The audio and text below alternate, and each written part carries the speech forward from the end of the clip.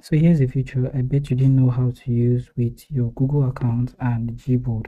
So if you're using Gboard, you can now send sensitive information such as card details and autofill password. And I'm going to show you how you can do that in this video.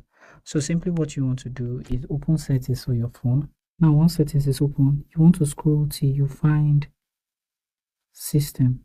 Tap on system, and under system you'll find keyboard. This should take you to keyboard. Here you want to tap on screen keyboard, and you should now see autofill with Google. You can also achieve this when you simply tap on the search section and search for keyboard. This will take you and show you keyboard, and then you can tap on screen keyboard. With the Google keyboard, you can tap on autofill in this section, or you can tap on the first square here and you should now see autofill.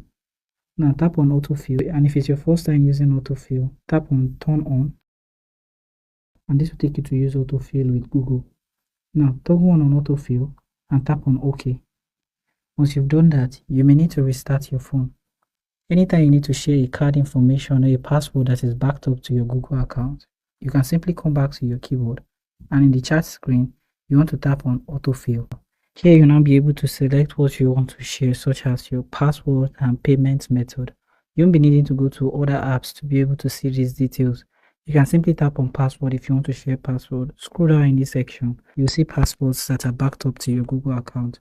You'll be able to click the vision button in this section to see the password, and you can tap on the password and share the password in this section.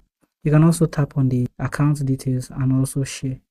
And when you tap on payment, you need to enter an extra detail to be able to see your payment details, such as the security code. Simply tap on the details you would like to share and it will be entered.